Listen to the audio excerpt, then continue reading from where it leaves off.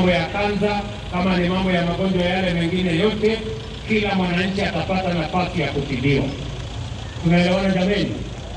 Na vile niliwaeleza, najua saa hizi mnalipishwa shilingi 500 kwa ile kadi ya chini ya NHIF, lakini vile niliwaahidi, hiyo kadi ya NHIF kwa nyinyi watu wa hapa chini, sasa tutapunguza kutoka shilingi 500 mpaka shilingi 300 kuanzia mwezi wa 7. Tutapunguza hiyo kadi ya NHIF ile ya mwananchi wa kawaida ije shilingi 300 kila mwezi, ndio tuhakikishe kwamba wale walio chini katika mpango yetu ya bottom up. Wewe unaelewa mambo ya bottom up? Tunaelewana? Na nimesema hapa vile vile, sasa tutaweka pesa nyingi katika mambo ya afya ya wananchi wa kawaida.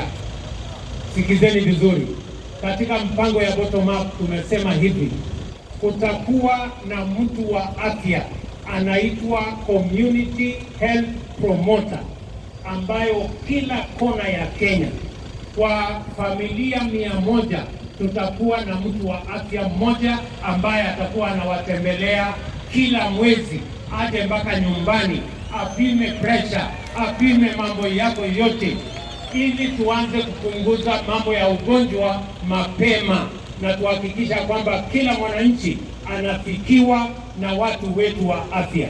Ninyi watu wananielewa, watu wa hapa Kiambu?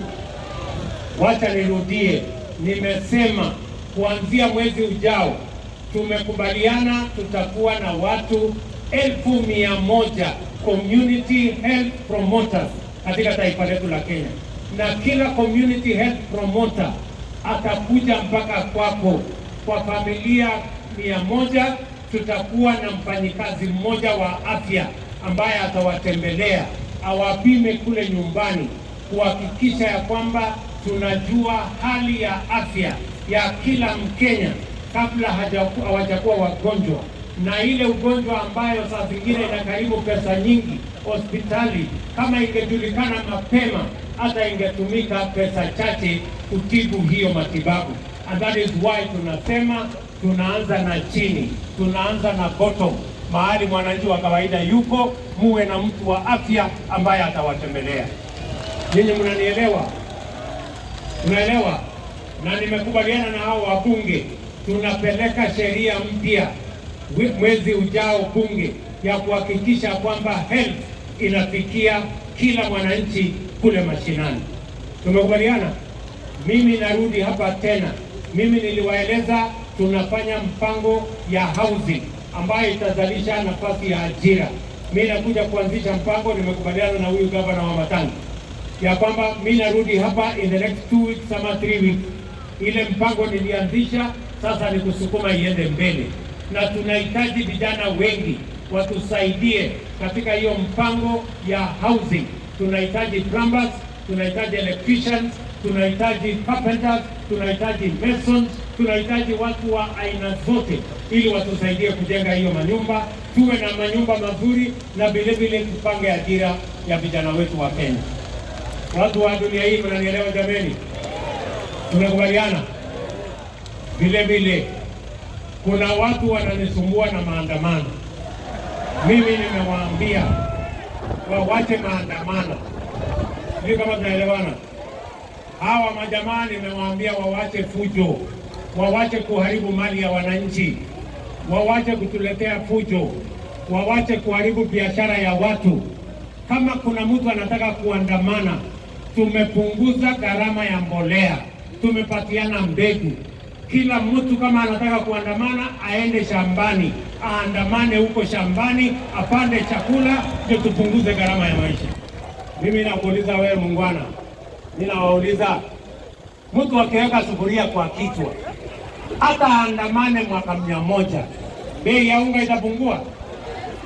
Itapungua?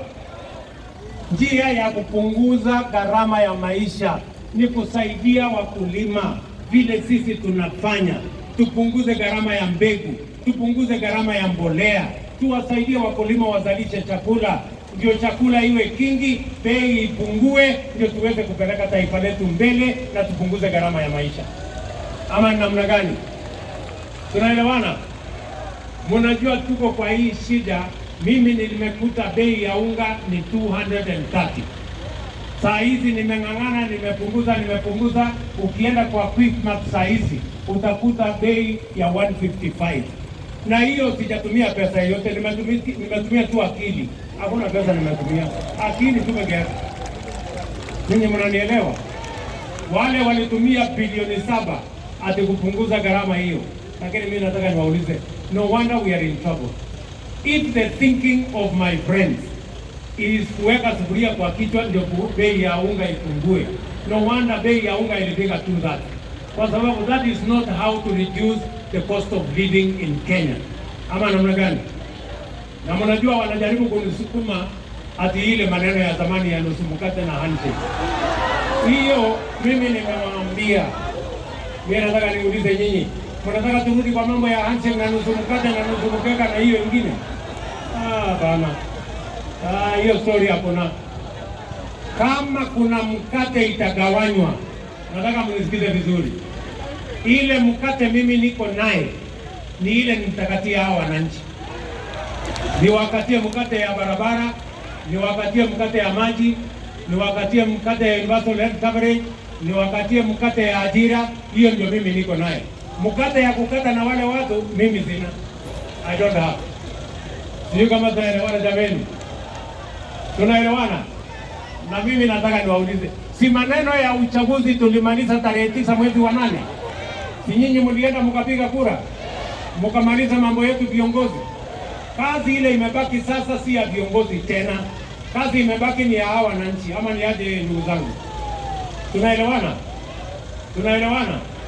Mnataka mimi niende niongee na wale majamaa ati mambo ya viongozi tena? Na mambo yenu itaanza kuzungumziwa lini? Hawa watu wawache upuzi na wawache maneno. Sijui kama tunaelewana ndugu zangu. Tuko pamoja? Tutaendelea pamoja? Muko tayari tupange mambo ya maendeleo?